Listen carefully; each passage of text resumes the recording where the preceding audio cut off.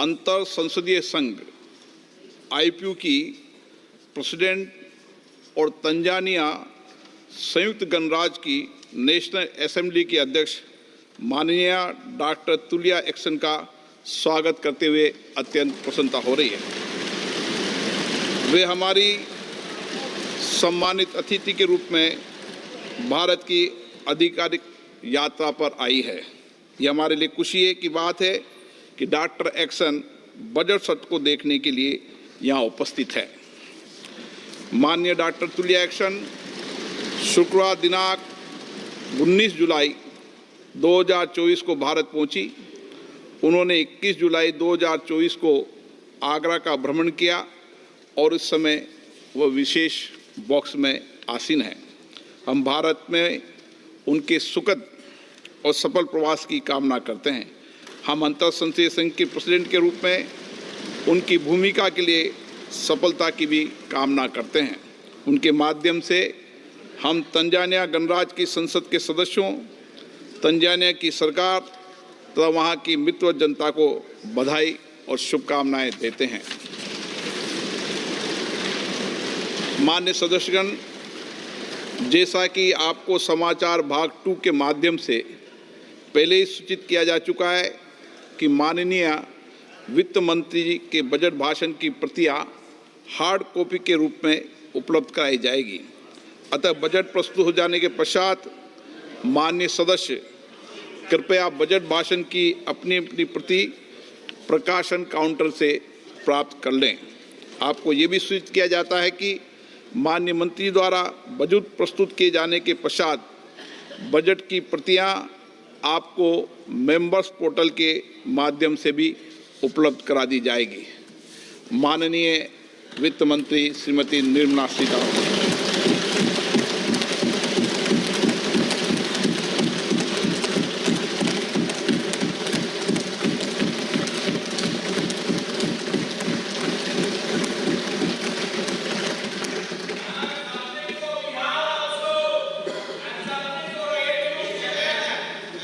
Honorable Speaker, I present the budget for 24-25.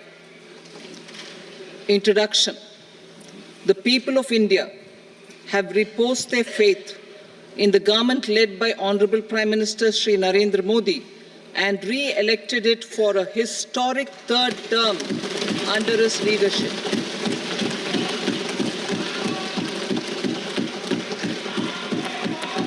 We are grateful for their support, faith, and trust in our policies.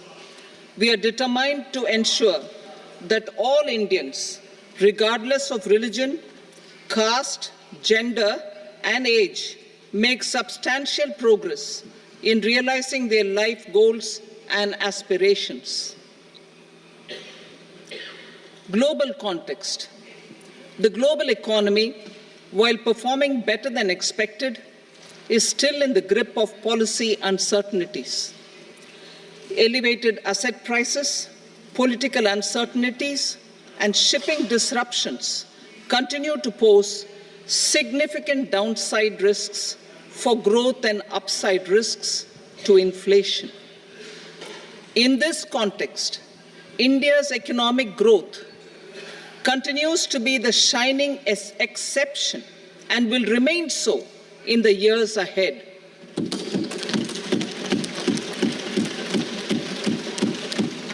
India's inflation continues to be low, stable, and moving towards the 4% target. Core inflation, that is non-food and non-fuel, currently is 3.1%. Steps are being taken to ensure supplies of perishable goods reach markets adequately. Interim budget. As mentioned in the interim budget, we need to focus on 4 major castes, namely the Garib, Mahilaye, Yuva, and Annadata, the poor, women, youth, and the farmer. For Annadata, we announced higher minimum support prices a month ago for all major crops, delivering on the promise of at least a 50% margin over costs. Pradhan Mantri Garib Kalyan Anna Yojana was extended for 5 years, benefiting more than 80 crore people. Administrative actions for approval and implementation of various schemes announced in the interim budget are well underway. The required allocations have been made. Budget theme. Turning attention to the full year and beyond in this budget, we particularly focus on employment, skilling, MSMEs, and the middle class. I'm happy to announce the Prime Minister's package of 5 schemes and initiatives to facilitate employment, skilling, and other opportunities for 4.1 crore youth over a 5-year period, with a central outlay of 2 lakh crore rupees. I will speak about them shortly, while more details may be seen in the annexure. This year, I've made a provision of 1.48 lakh rupees, 1.48 lakh crore rupees for education, employment, and skilling. Budget priorities. The people have given a unique opportunity to our government to take the country on the path of strong development and an all-round prosperity. In the interim budget, we promise to present a detailed roadmap for our pursuit of Vikasit Bharat. In line with the strategy set out in the interim budget, this budget envisages sustained efforts on the following 9 priorities for generating ample opportunities for all. Number 1, productivity and resilience in agriculture. Number 2, employment and skilling. Number 3, inclusive human resource development and social justice. 4, manufacturing and services. 5, urban development. 6, energy security. 7, infrastructure. 8, innovation, research and development. And 9, next generation reforms. Subsequent budgets will build on these and add more priorities and actions. A more detailed formulation will be carried out as part of the economic policy framework, about which I will speak later in this speech. This budget details some of the specific actions to be initiated in the current year towards fulfillment of these priorities, with potential for transformative changes. The budget also covers some of the previously made announcements with intent to strengthen them and step up their implementation for expediting our journey towards the goal of Vikasit Bharat. Priority 1, productivity and resilience in agriculture. Transforming agricultural research. Our government will undertake a comprehensive review of the agricultural research setup to bring the focus on raising productivity and developing climate-resilient varieties. Funding will be provided in challenge mode, including to the private sector. Domain experts, both from the government and outside, will oversee the conduct of such research. Release of new varieties. New 109 high-yielding and climate-resilient varieties of 32 field and horticultural crops will be released for cultivation by farmers. Natural farming. In the next 2 years, 1 crore farmers across the country will be initiated into natural farming, supported by certification and branding. Implementation will be through scientific institutions and willing gram panchayats. 10,000 need-based bio-input resource centers will be established. Missions for pulses and oilseeds. For achieving self-sufficiency in pulses and oilseeds, we will strengthen their production, storage, and marketing. As announced in the interim budget, a strategy is being put in place to achieve Atmanirbharta for oilseeds such as mustard, groundnut, sesame, soybean, and sunflower. Vegetable production and supply chains.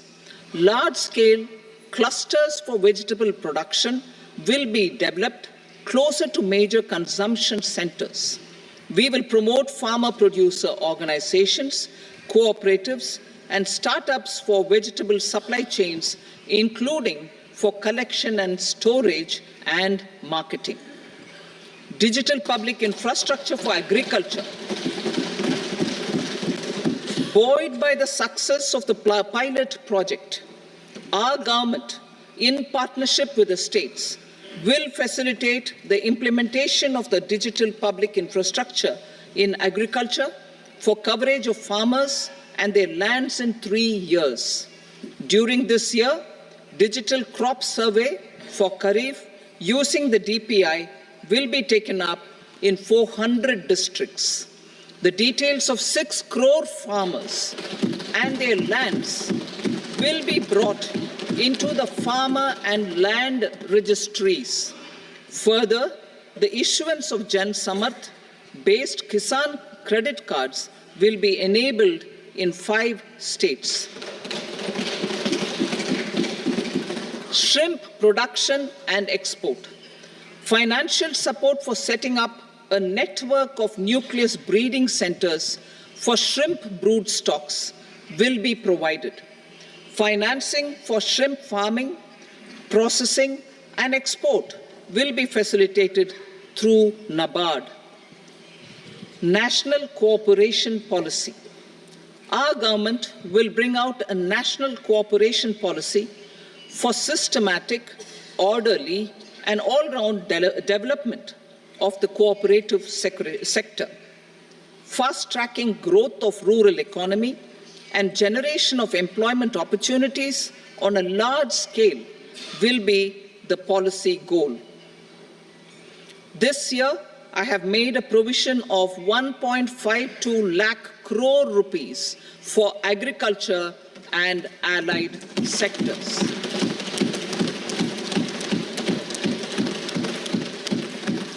Priority 2, employment and skilling. Employment-linked incentive. Our government will implement following 3 schemes for employment-linked incentive as part of the Prime Minister's package. These will be based on enrollment in the EPFO and focus on recognition of first-time employees and support to employees and employers. Scheme A, first-timers. This scheme will provide 1 month wage to all persons newly entering the workforce in all formal sectors.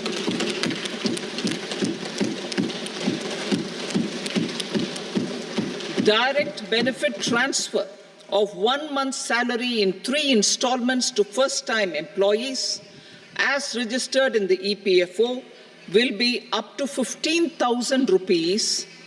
The eligibility limit will be a salary of 1 lakh per month. The scheme is expected to benefit 210 lakh youths.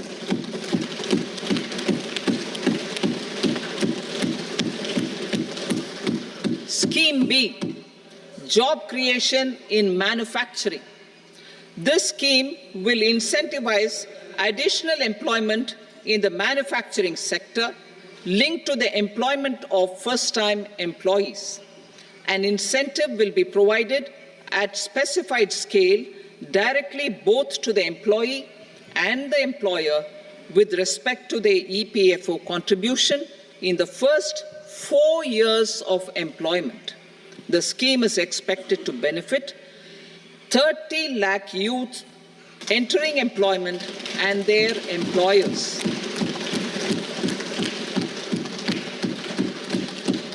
Scheme C, support to employers. This employer-focused scheme will cover additional employment in all sectors. All additional employment within a salary of 1 lakh rupee per month will be counted. The government will reimburse to employers up to 3,000 rupees per month for 2 years towards the EPFO contribution for each additional employee. The scheme is expected to incentivize additional employment of 50 lakh persons.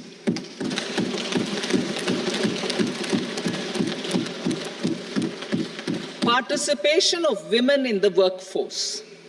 We will facilitate higher participation of women in the workforce through setting up of working women hostels in collaboration with industry and establishing creches. In addition, the partnership will seek to organize women-specific skilling programs and promotion of market access for women SHG enterprises. Skilling program. I'm happy to announce a new centrally sponsored scheme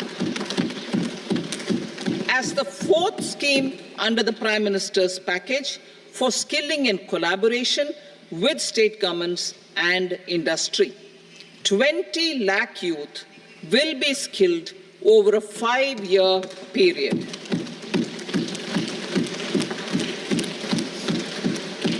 "1,000 industrial training institutes will be upgraded in hub and spoke arrangements with outcome orientation. Course content and design will be aligned to the skill needs of industry, and new courses will be introduced for emerging needs. Skilling loans. The model skill loan scheme will be revised to facilitate loans up to 7.5 lakh rupees with a guarantee from a government-promoted fund. This measure is expected to help 25,000 students every year.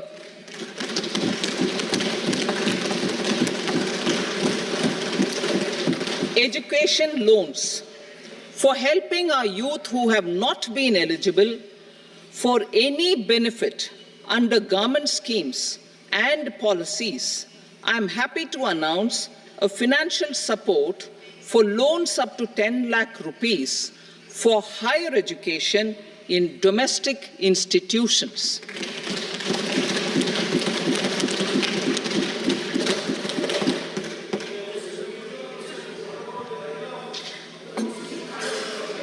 E-vouchers for this purpose.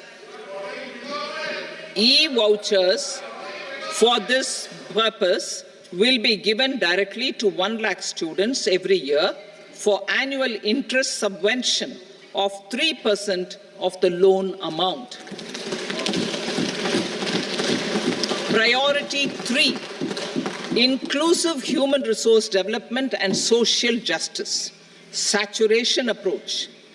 Our government is committed to all-round, all-pervasive and all-inclusive development of people, particularly farmers, youth, women, and the poor. For achieving social justice comprehensively, the saturation approach of covering all eligible people through various programs, including those for education and health, will be adopted to empower them by improving their capabilities. Implementation of schemes meant for supporting economic activities by craftsmen, artisans, self-help groups, scheduled caste, scheduled tribe, and women entrepreneurs and street vendors such as the PM Vishwakarma, PM Swanidhi, National Livelihood Missions, and Stand Up India will be stepped up. Purvodaya. The states in the eastern part of the country are rich in endowments and have strong cultural traditions. We will formulate a plan, Purvodaya, for the all-round development of the eastern region of the country, covering Bihar, Jharkhand, West Bengal, Odisha, and Andhra Pradesh.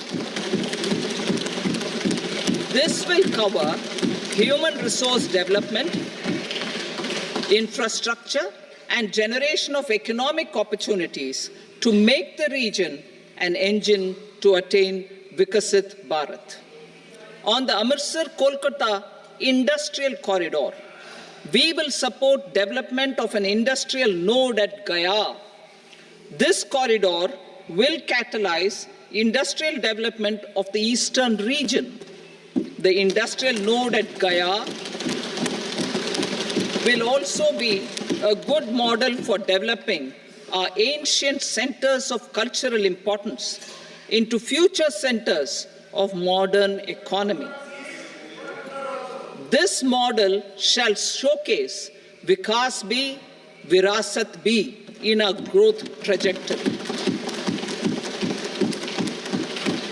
We will also support development of road connectivity projects, namely 1. Patna-Purnia Expressway, 2. Buxar-Bhagalpur Expressway, 3. Bodh Gaya, Rajgir, Vaishali and Darbhanga spurs, and 4. Additional 2-lane bridge over River Ganga at Buxar at a total cost of 26,000 crore rupees.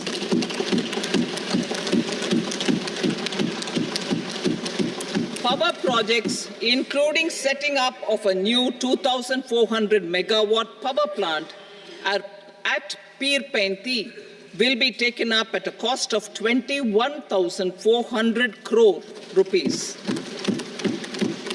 New airports, medical colleges, and sports infrastructure in Bihar will be constructed. An additional allocation to support capital investments will be provided. The requests of Bihar government for external assistance from multilateral development banks will be expedited.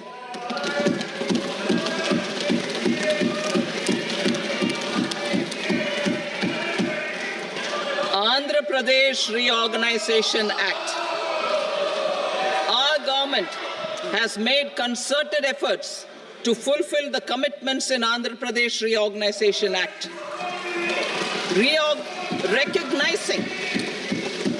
Recognizing the state's need for the capital, recognizing the state's need for a capital, we will facilitate special financial support through multilateral development agencies. In the current financial year, 15,000 crore rupees will be arranged with additional amounts in future years.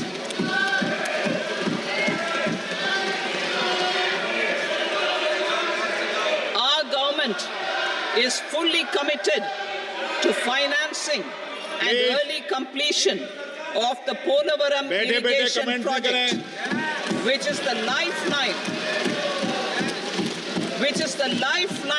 for Andhra Pradesh and its farmers. This will facilitate our country's food security as well. Under the Andhra Pradesh Reorganization Act, for promoting industrial development, funds will be provided for essential infrastructure such as water, power, railways, and roads.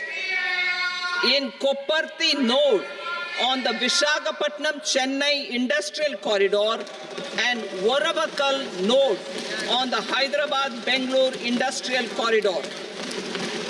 An additional allocation will be provided this year towards capital investment for economic growth. Grants for backward regions of Rayalaseema, Prakasham, North Coastal Andhra, as stated in the Act will be provided. PM Awas Yojana. 3 crore additional houses under the PM Awas Yojana in rural and urban areas in the country have been announced, for which the necessary allocations are being made. Women-led development. For promoting women-led development, the budget carries an allocation of more than 3 lakh crore for schemes benefiting women and girls. This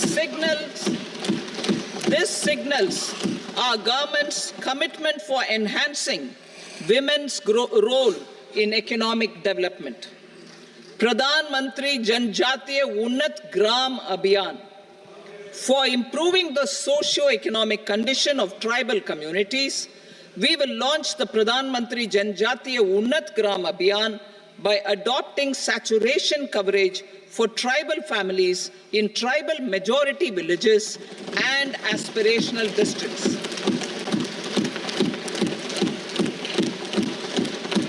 This will cover 63,000 villages, benefiting 5 crore tribal people. Bank branches in northeastern region. More than 100 branches of India Post Payment Bank will be set up in the northeast region to expand the banking services. This year, I have made a provision of 2.66 lakh crore rupees for rural development, including rural infrastructure. Priority 4, manufacturing and services, support for promotion of MSMEs. This budget provides special attention to MSMEs and manufacturing, particularly labor-intensive manufacturing. We have formulated a package covering financing, regulatory changes, and technology support for MSMEs to help them grow and also compete globally, as mentioned in the interim budget. I am happy to announce the following specific measures. Credit guarantee scheme for MSMEs in the manufacturing sector. For facilitating term loans to MSMEs for purchase of machinery and equipment without collateral or third-party guarantee, a credit guarantee scheme will be introduced. The scheme will operate on pooling of credit risks of such MSMEs. A separately constituted self-financing guarantee fund will provide to each applicant guarantee cover up to 100 crore rupees, while the loan amount may be larger. The borrower will have to provide an upfront guarantee fee and an annual guarantee fee on the reducing loan balance. New assessment model for MSME credit. Public sector banks will build their own in-house capability to assess MSMEs for credit instead of relying on external assessment. They will also take a lead in developing or getting developed a new credit assessment model based on the scoring of digital footprints of the MSMEs in the economy. This is expected to be a significant improvement over the traditional assessment of credit eligibility based only on asset or turnover criteria. That will also cover MSMEs without a formal accounting system. Credit support to MSMEs during stress period. I'm happy to announce a new mechanism for facilitating continuation of bank credit to MSMEs during their stress period while being in special mention account, SMA stage, for reasons beyond their control. MSMEs need credit to continue their business and to avoid getting into the NPA stage. Credit availability will be supported through a guarantee from a government-promoted fund. Mudra loans. The limit of Mudra loans will be enhanced to 20 lakh from the current 10 lakh for those entrepreneurs who have availed and successfully repaid previous loans under the Tarun category. Enhanced scope for mandatory onboarding in TREDS. For facilitating MSMEs to unlock their working capital by converting their trade receivables into cash, I propose to reduce the turnover threshold of buyers for mandatory onboarding on the TREDS platform from rupees 500 crore to 250 crore rupees. This measure will bring 22 more CPSCs and 7,000 more companies onto the platform. Medium enterprises will also be included in the scope of the suppliers. SIDBI branches in MSME clusters. SIDBI will open new branches to expand its reach to serve all major MSME clusters within 3 years and provide direct credit to them. With the opening of 24 such branches this year, the service coverage will expand to 168 out of 242 major clusters. MSME units for food irradiation, quality and safety testing. Financial support for setting up of 50 multi-product food irradiation units in the MSME sector will be provided. Setting up of 100 food quality and safety testing labs with NABL accreditation will be facilitated. E-commerce export hubs to enable MSMEs and traditional artisans to sell their products in international markets. E-commerce export hubs will be set up in public-private partnership mode. These hubs, under a seamless regulatory and logistic framework, will facilitate trade and export-related services under one roof. Measures for promotion of manufacturing and services. Internship in top companies. As the fifth scheme under Prime Minister's package, our government will launch a comprehensive scheme for providing internship opportunities in 500 top companies to 1 crore youth in 5 years. They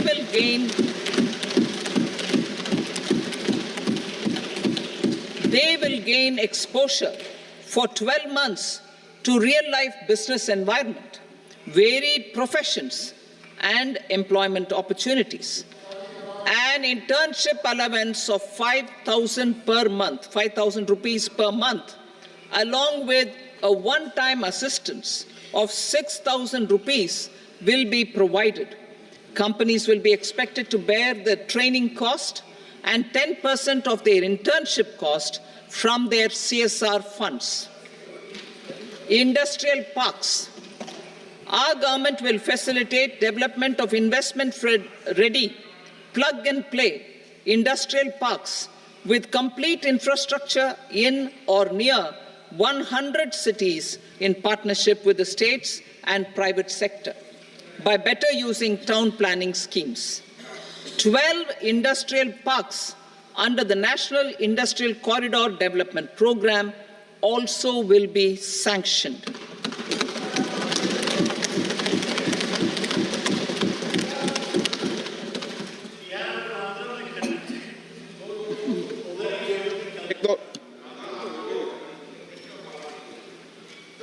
Veji member, no, please, Petty.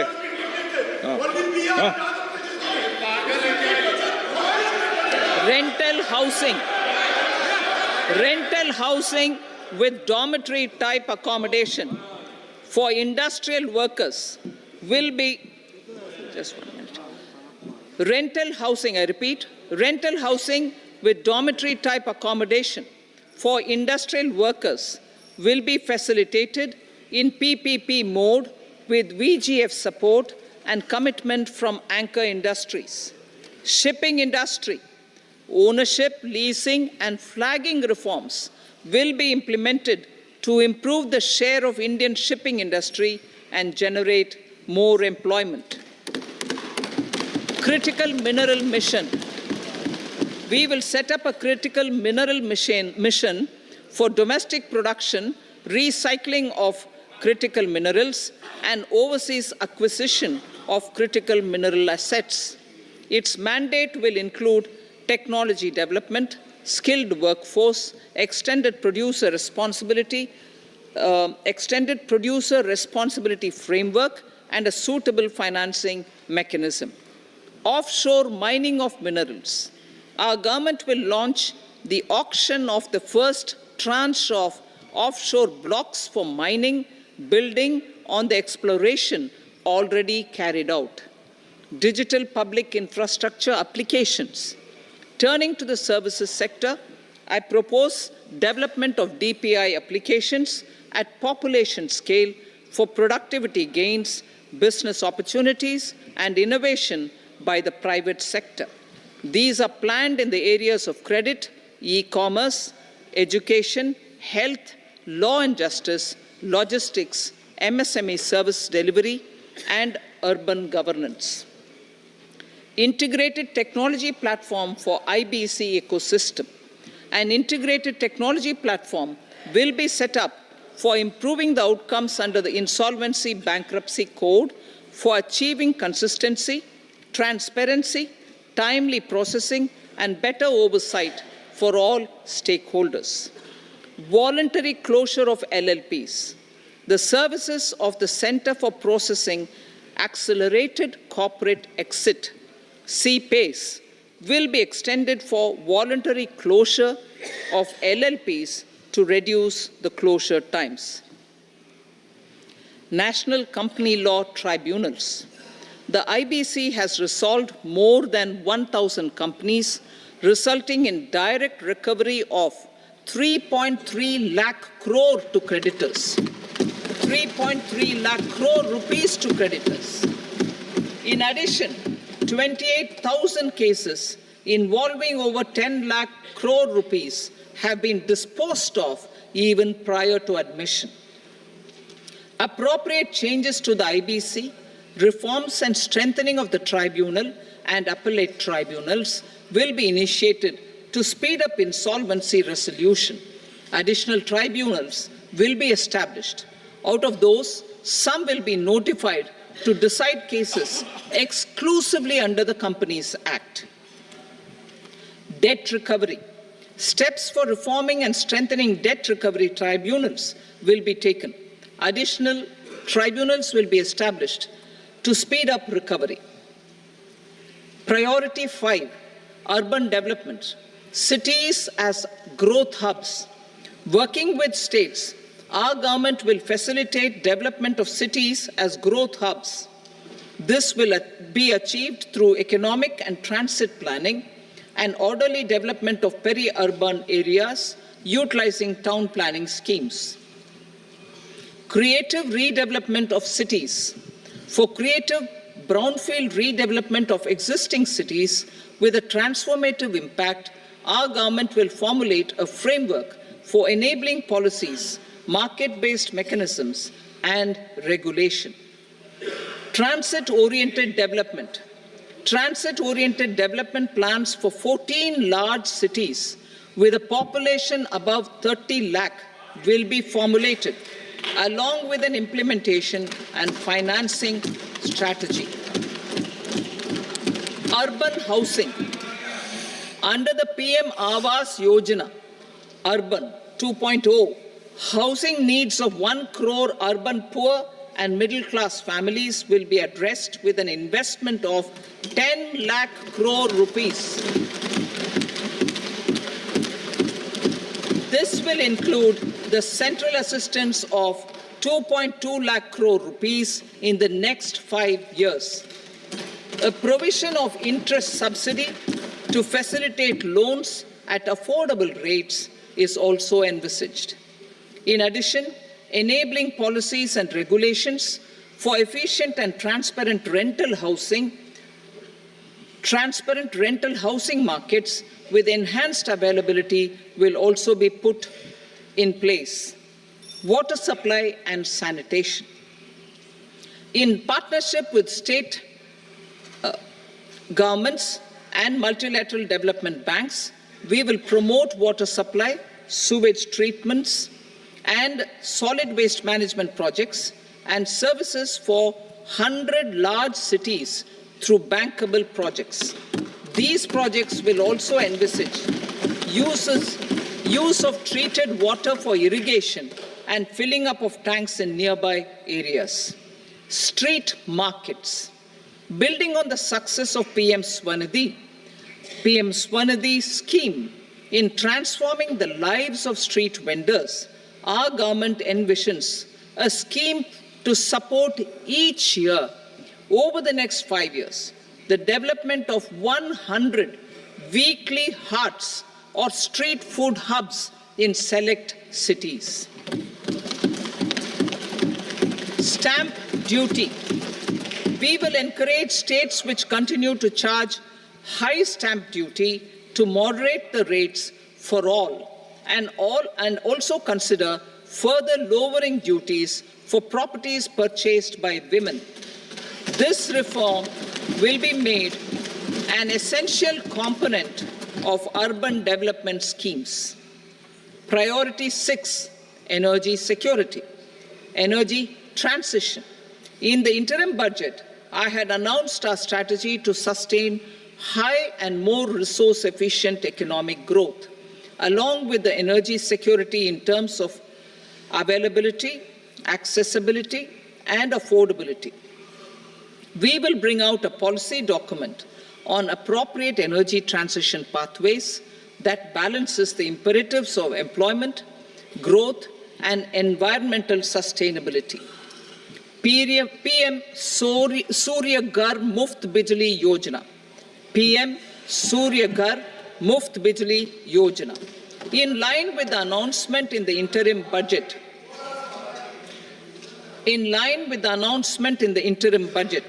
PM Surya Ghar Muft Bijli Yojana has been launched to install rooftop solar plants to enable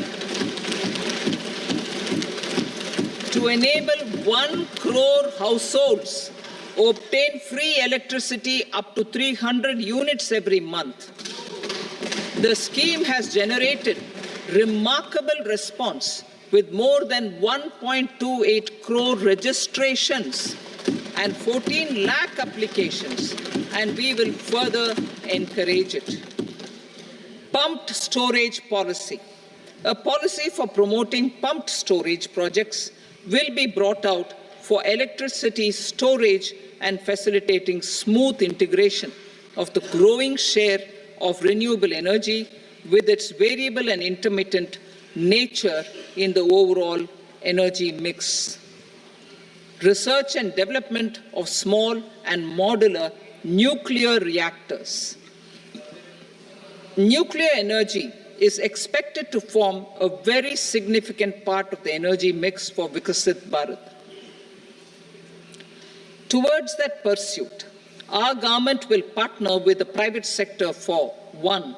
Setting up Bharat Small Reactors, 2. Research and development of Bharat Small Modular Reactor, and 3. Research and development of newer technologies for nuclear energy.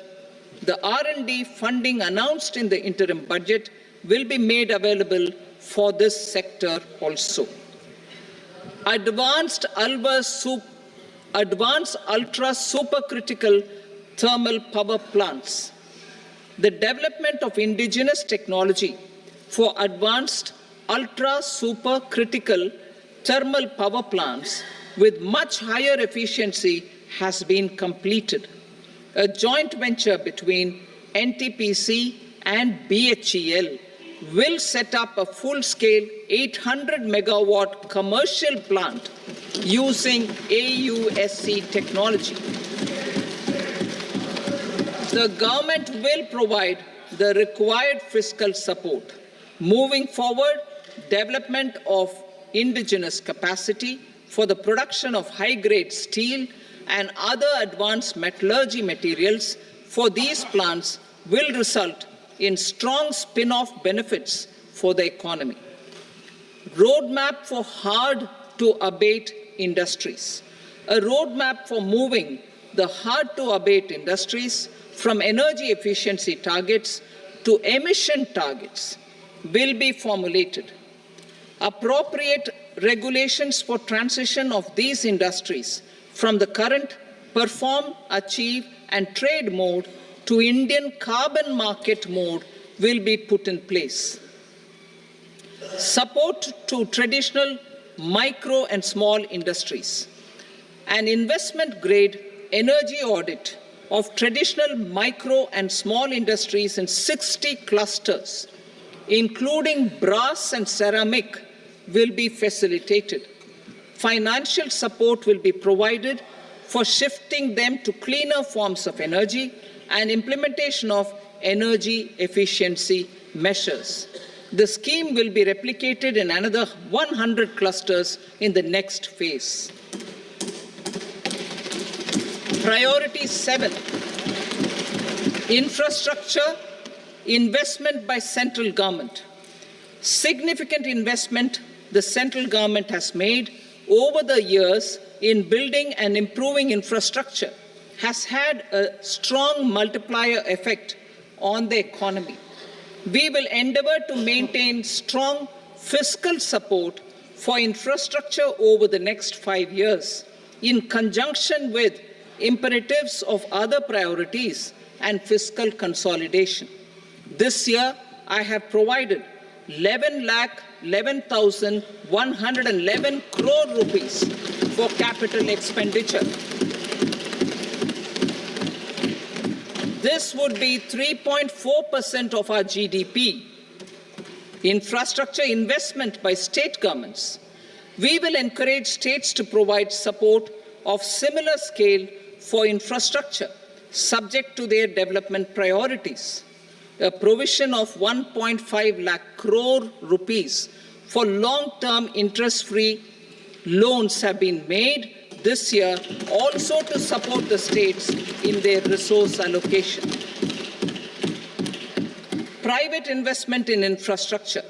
Investment in infrastructure by private sector will be promoted through viability gap funding and enabling policies and regulations. A market-based financing framework will be brought out. Pradhan Mantri Gram Sadak Yojana. Phase 4 of the PMGSY will be launched to provide all-weather connectivity to 25,000 rural habitations,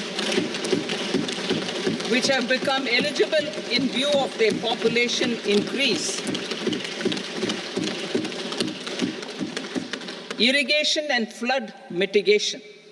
Bihar has frequently suffered from floods, many of them originating outside the country. Plans to build flood control structures in Nepal are yet to progress. Our government, through the Accelerated Irrigation Benefit Program and other sources, will provide financial support for projects with estimated cost of 11,500 crore rupees, such as the Kosi-Michi intra-state link and 20 other ongoing and new schemes, including barrages, river pollution abatement, and irrigation projects. In addition, survey and investigation of Kosi-related flood mitigation and irrigation projects will be undertaken.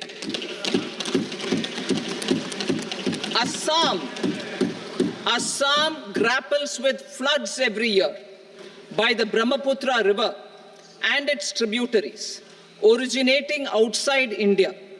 We will provide assistance to Assam for flood management and related projects.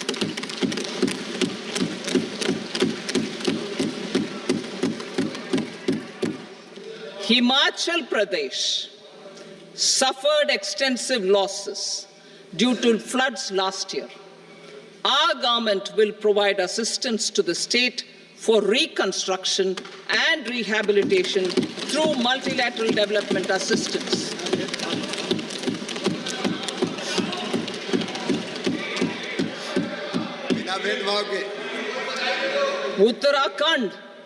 Uttarakhand too suffered losses due to cloudbursts and massive landslides. We will provide assistance to the state. Recently, Sikkim witnessed devastating flash floods and landslides that wreaked havoc across the state. Our government will provide assistance to the state. Tourism. Tourism has always been a part of our civilization. Our efforts in positioning India as a global tourist destination will also create jobs, stimulate investments, and unlock economic opportunities for other sectors.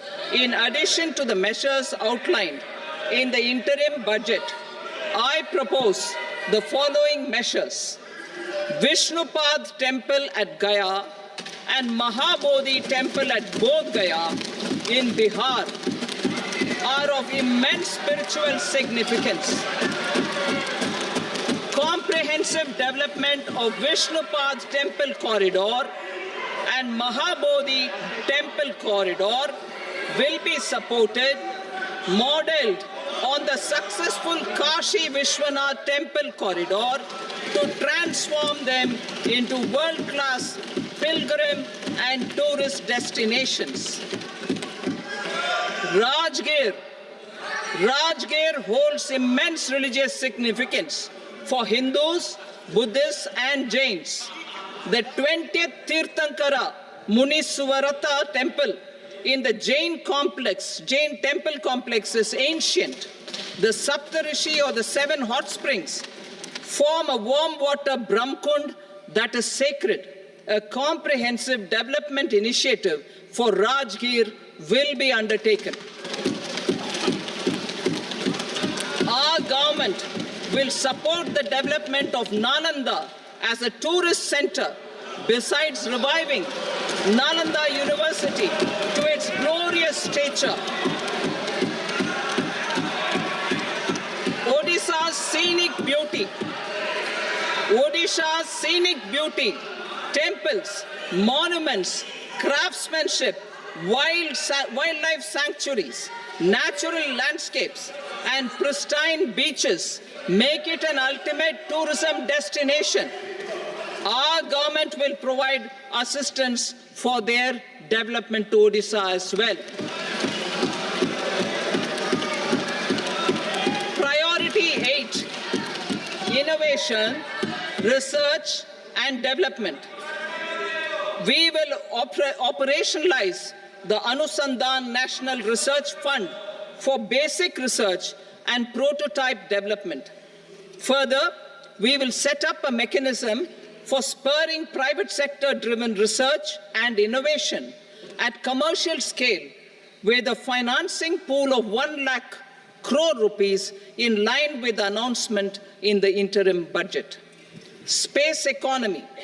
With our continued emphasis on expanding the space economy by 5 times in the next 10 years, a venture capital fund of 1,000 crore rupees will be set up. Priority 9, next generation reforms. Economic policy framework. We will formulate an economic policy framework to delineate the overarching approach to economic development and set the scope of the next generation of reforms for facilitating employment opportunities and sustaining high growth. Our government will initiate and incentivize reforms for 1, improving productivity of factors of production, and 2, facilitating markets and sectors to become more efficient. These reforms will cover all factors of production, namely land, labor, capital, and entrepreneurship, and technology as an enabler of improving total factor productivity and bridging inequality. Effective implementation of several of these reforms requires collaboration between the center and the states and building consensus as development of the country lies in development of the states. For promoting competitive federalism and incentivizing states for faster implementation of reforms, I propose to earmark a significant part of the 50-year interest-free loan. Working with the states, we will initiate the following reforms.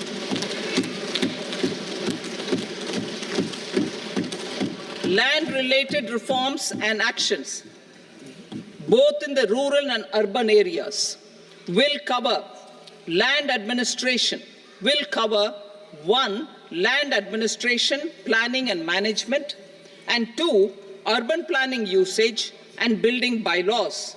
These will be incentivized for completion within the next 3 years through appropriate fiscal support. Rural land-related actions. Rural land-related actions will include 1, assignment of unique land parcel identification number, UL PIN, or Bhu Aadhaar for all lands. 2, digitization of cadastral maps. 3, survey of subdivisions, survey of map subdivisions as per current ownership. 4, establishment of land registry. And 5, linking to the farmers registry. These actions will also facilitate credit flow and other agricultural services. Urban land-related actions. Land records in urban areas will be digitized with GIS mapping. An IT-based system for property record administration, updating, and tax administration will be established. These will also facilitate improving the financial position of urban local bodies. Labor-related reforms. Services to labor. Our government will facilitate the provision of a wide array of services to labor, including those for employment and skilling. A comprehensive integration of e-Shram portal with other portals will facilitate such one-stop solution. Open architecture databases for the rapidly changing labor market, skill requirements, and available job roles, and a mechanism to connect job aspirants with potential employers and skill providers will be covered in these services. Shram Suvidha and Samadhan portal. Shram Suvidha and Samadhan portal will be revamped to enhance ease of compliance for industry and trade. Capital and entrepreneurship related reforms, financial sector vision and strategy. For meeting financing needs of the economy, our government will bring out a financial sector vision and strategy document to prepare the sector in terms of size, capacity, and skills. This will set the agenda for the next 5 years and guide the work of the government, regulators, financial institutions, and market participants. Taxonomy for climate finance. We will develop taxonomy for climate finance for enhancing the availability of capital for climate adaptation and mitigation. This will support achievement of the country's climate commitments and green transition. Variable capital company structure. We will seek the required legislative approval for providing an efficient and flexible mode for financing leasing of aircrafts and ships and pooled funds of private equity through a variable company structure. Foreign direct investments and overseas investment. The rules and regulations for foreign direct investment and overseas investments will be simplified to 1. Facilitate foreign direct investments, 2. Nudge prioritization, and 3. Promote opportunities for using Indian rupee as a currency for overseas investment. NPS Vatsalya. NPS Vatsalya, a plan for contribution by parents and guardians for minors will be started. On attaining the age of majority, the plan can be converted seamlessly into a normal NPS account. Use of technology. We have successfully used technology for improving productivity and bridging inequality in our economy during the past 10 years. Public investment in digital infrastructure and innovations by the private sector have helped in improving access of all citizens, particularly the common people, to market resources, education, health and services. We will step up adoption of technology towards digitalization of the economy. Ease of doing business. For enhancing ease of doing business, we are already working on the Jan Vishwas Bill 2.0. Further, states will be incentivized for implementation of the business reforms, action plans, and digitalization. Data and statistics. For improving data governance, collection, processing and management of data and statistics, different sectoral databases, including those established under the Digital India Mission, will be utilized with active use of technology tools. New pension scheme. The committee to review the NPS has made considerable progress in its work. I'm happy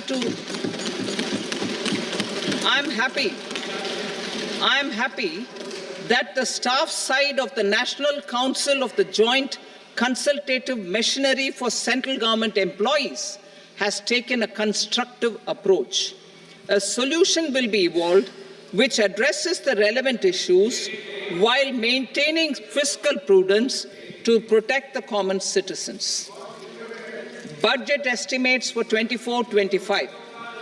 For the year 24-25, total receipts other than borrowings and the total expenditure are estimated at 32.07 lakh crore rupees and 48.21 lakh crore rupees respectively. The net tax receipts are estimated at 25.83 lakh crore rupees. The fiscal deficit is estimated at 4.9% of the GDP. The gross and the net market borrowings through dated securities during 24-25 are estimated at 14.01 lakh crore rupees and 11.63 lakh crore rupees respectively. Both will be less than that in 23-24. The fiscal consolidation path announced by me in 2021 has served our economy very well, and we aim to reach the deficit below 4.5% next year. The government is committed to staying the course. From 2026-27 onwards, our endeavor will be to keep the fiscal deficit each year such that the central government's debt will be on a declining path as percentage of GDP. I will now move to Part B.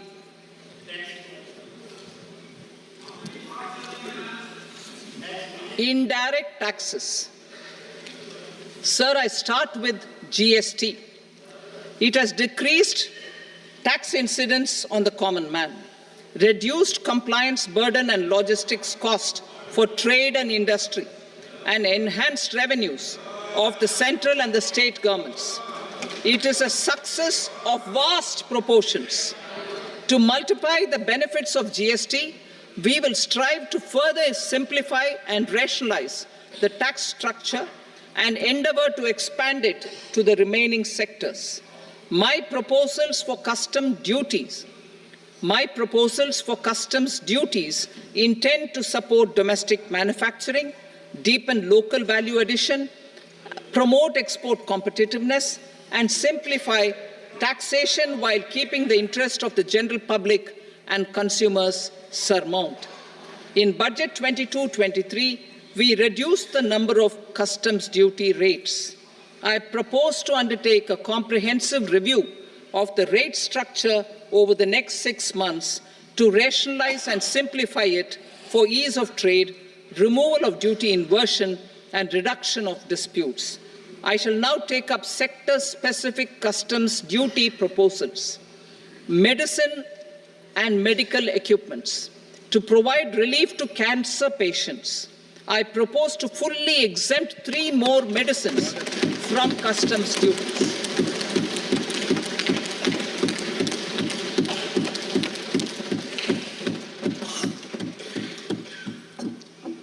I also propose changes in the BCD on X-ray tubes and flat panel detectors for use in medical X-ray machines under the phased manufacturing program so as to synchronize them with the domestic capacity addition. Mobile phone and related parts. With a 3-fold increase in domestic production and almost a 100-fold jump in exports of mobile phones over the last 6 years, the Indian mobile industry has matured. In the interest of consumers, I now propose to reduce the BCD on mobile phone, mobile PCBA, and mobile charger to 15%. Critical minerals. Minerals such as lithium, copper, cobalt, and rare earth elements are critical for sectors like nuclear energy, renewable energy, space, defense, telecommunications, and high-tech electronics. I propose to fully exempt customs duties on 25 critical minerals and reduce BCD on 2 of them. This will provide a major fillip to the processing and refining of such minerals and help secure their availability for these strategic and important sectors. Solar energy. Energy transition is critical in the fight against climate change. To support energy transition, I propose to expand the list of exempted capital goods for use in the manufacture of solar cells and panels in the country.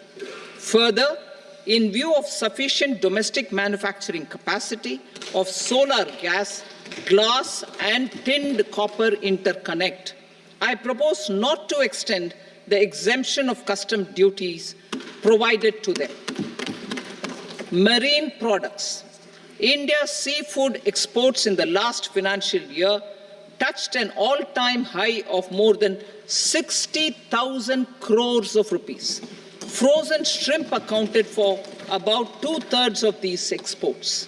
To enhance their competitiveness, I propose to reduce BCD on certain broodstock, polychaete worms, shrimp, and fish feed to 5%. I also propose to exempt customs duty on various inputs for manufacture of shrimp and fish feed. Leather and textile.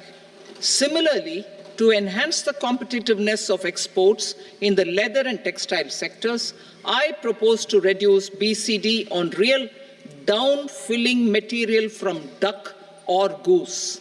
I am also making additions to the list of exempted goods for manufacture of leather and textile garments, footwear, and other leather articles for export. To rectify inversion in duty, I propose to reduce BCD subject to conditions on methylene diphenyl diisocyanate, MDI, for manufacture of spandex yarn from 7.5 to 5%. Furthermore, the export duty structure on raw hides, skin, and leather is proposed to be simplified and rationalized. Precious metals. To enhance domestic value addition in gold and precious metal jewelry in the country, I propose to reduce customs duties on gold and silver to 6% and that of platinum to 6.4%. Other metals. Steel and copper are important raw materials.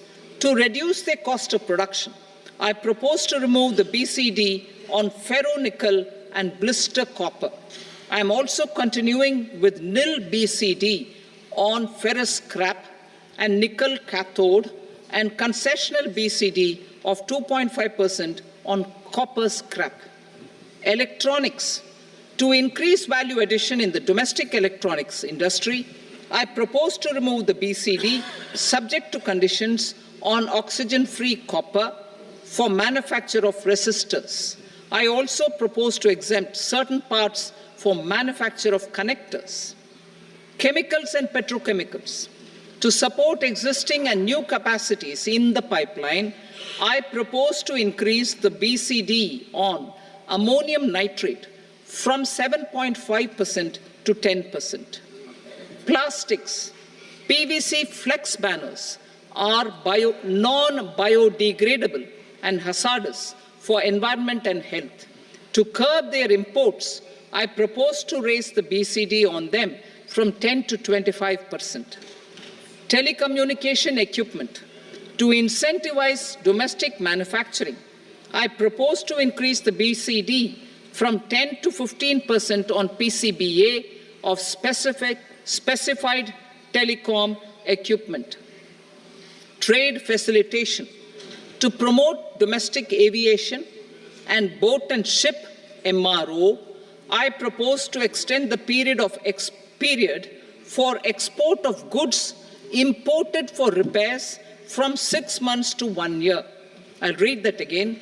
To promote domestic aviation and boat and ship maintenance, repair and operations, I propose to extend the period for export of goods imported for repairs from 6 months to 1 year.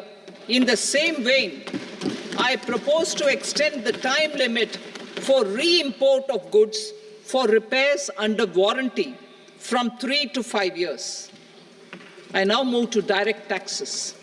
We will continue our efforts to simplify taxes, improve taxpayer services, provide tax certainty, and reduce litigation while enhancing revenues for funding the development and welfare schemes of the government. It has been our endeavor to simplify taxation. We have taken a number of measures in the last few years, including introduction of simplified tax regimes without exemptions and deductions for corporate tax and for personal income tax. This has been appreciated by taxpayers.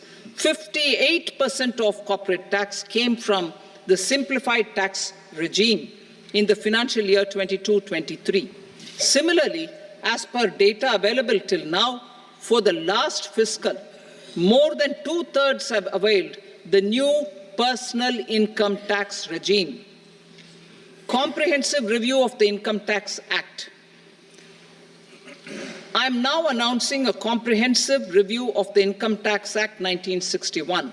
The purpose is to make the Act concise, lucid, easy to read and understand. This will reduce disputes and litigation, thereby providing tax certainty to the taxpayers. I will also bring down the demand embroiled in litigation. It is proposed to be completed in 6 months. A beginning is being made in the Finance Bill by simplifying the tax regime for charities, TDS rate structures, provisions of reassessment and such provisions, and capital gains taxation. Simplification for charities and TDS. Two tax exemption regimes. The two tax exemption regimes for charities are proposed to be merged into one. The 5% TDS rate on many payments is being merged into the 2% TDS rate, and the 20% TDS rate on repurchase of units by mutual funds or UTI is being withdrawn. TDS rate on e-commerce operators is proposed to be reduced from 1 to 0.1%. Moreover, credit of TCS is proposed to be given in the TDS to be deducted on salary. Further, I propose to decriminalize delay for payment of TDS up to the due date of filing statement for the same. I also plan to provide a standard operating procedure for tedious defaults and simplify and rationalize the compounding guidelines for such defaults. Simplification of reassessment. I propose to thoroughly simplify the provisions for reopening and reassessment. An assessment hereinafter can be reopened beyond 3 years from the end of the assessment year only if the escaped income is 50 lakh rupees or more, up to a maximum period of 5 years from the end of the assessment year. Even in such cases, a time limit of 6 years before the year of the search, as against the existing time limit of 10 years, is being proposed. This will reduce tax uncertainty and disputes. Simplification and rationalization of capital gains. Capital gains taxation is also proposed to be hugely simplified. Short-term gains on certain financial assets shall henceforth attract a tax rate of 20%, while that on all other financial assets and all non-financial assets shall continue to attract the applicable tax rate. Long-term gains on all financial and non-financial assets, on the other hand, will attract a tax rate of 12.5%. For the benefit of the lower and the middle income classes, I propose to increase the limit of exemption of capital gains on certain financial assets to 1.25 lakh rupees per year. Listed financial assets held for more than a year will be classified as long-term, while unlisted financial assets and all non-financial assets will have to be held for at least 2 years to be classified as long-term. Unlisted bonds and debentures, debt mutual funds, and market-linked debentures, irrespective of holding period, however, will attract tax on capital gains at applicable rates. Taxpayer services. All the major taxpayer services under GST and most services under customs and income tax have been digitalized. All remaining services of customs and income tax, including rectification and order giving effect to appellate orders, shall be digitalized and made paperless over the next 2 years. Litigation and appeals. While our concerted efforts to reduce pendency of appeals at various appellate fora are beginning to show good results, it will continue to engage our highest attention. To dispose of the backlog of first appeals, I plan to deploy more officers to hear and decide such appeals, especially those with large tax effect. For resolution of certain income tax disputes pending in appeal, I am also proposing Vivad Se Vishwas Scheme 2024. Further, I propose to increase monetary limits for filing appeals related to direct taxes, excise, and service tax in the tax tribunals, high courts, and Supreme Court to 60 lakh rupees, 2 crore rupees, and 5 crore respectively.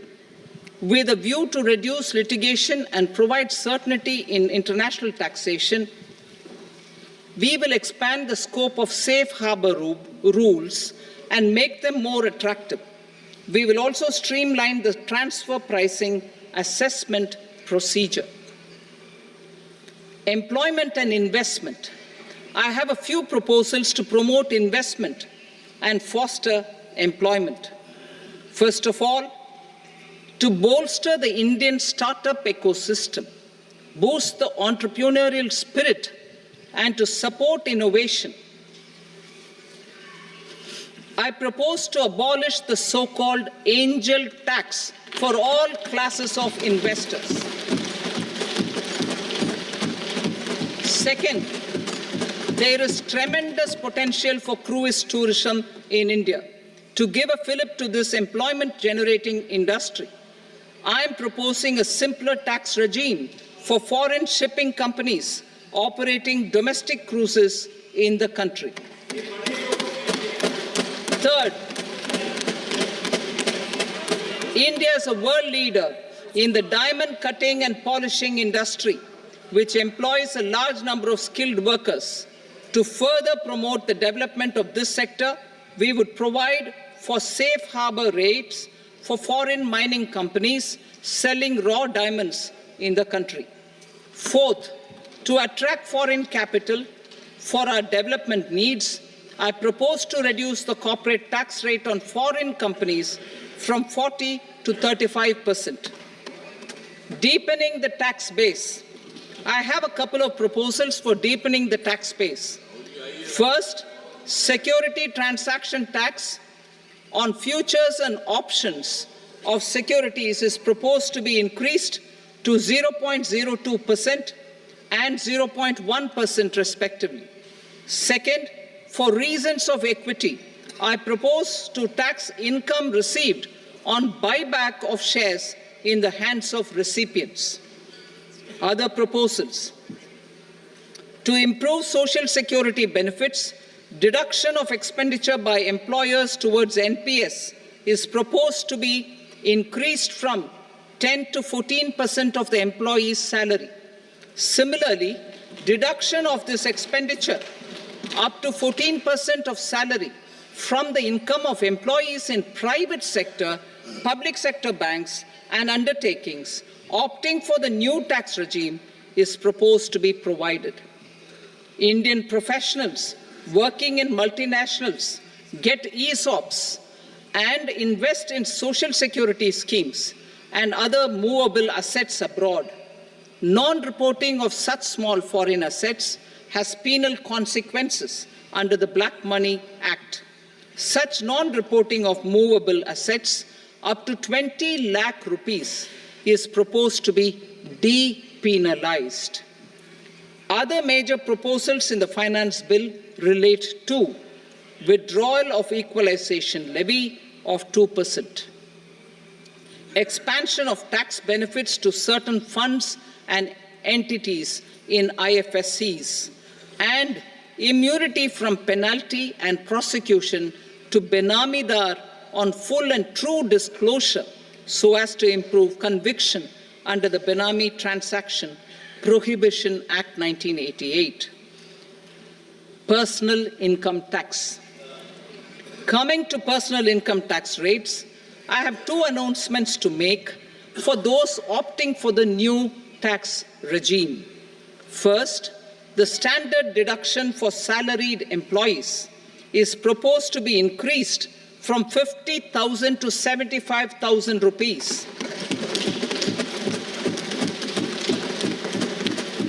Similarly, deduction on family pension for pensioners is proposed to be enhanced from 15,000 to 25,000 rupees.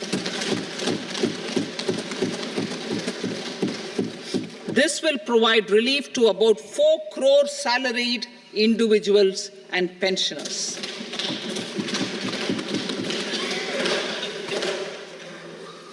Second, in the new tax regime, the tax rate structure is proposed to be revised as follows.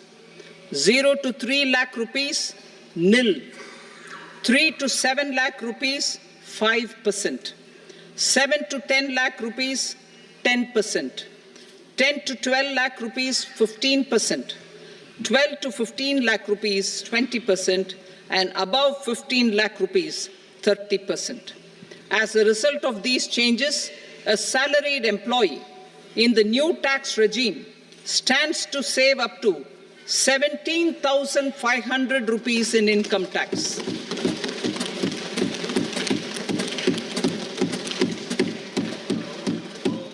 Apart from these, I am also making some other changes as given in the annexure. As a result of these proposals, revenue of about 37,000 crore That is 29,000 crore in direct taxes and 8,000 crore in indirect taxes will be foregone, while revenue of about 30,000 crore rupees will be additionally mobilized. Thus, the total revenue foregone is about 7,000 crores annually. Mr. Speaker, sir, with this, I commend the budget to this august House. Jai Hind.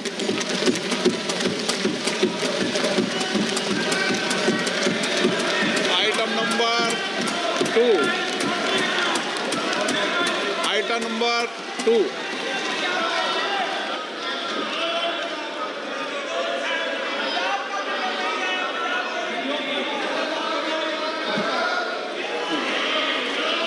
Sir, with your permission, I rise to lay on the table the following statements under Section 3 of the Fiscal Responsibility and Budget Management, FRBM Act 2003, medium-term fiscal policy cum fiscal policy strategy statement and macroeconomic framework statement. Item number 3. Sir, with your permission, I rise to move for leave to introduce the Finance Number 2 Bill 2024. प्रश्न ये कि विधेयक को पुनर्स्थापित करने की अनुमति प्रदान की जाए। जो सदस्य इसके पक्ष में हाँ कहें, जो सदस्य विरोध में ना कहें, मेरे विचार में निर्णय हाँ वालों के पक्ष में अनुमति प्रदान की जाती है।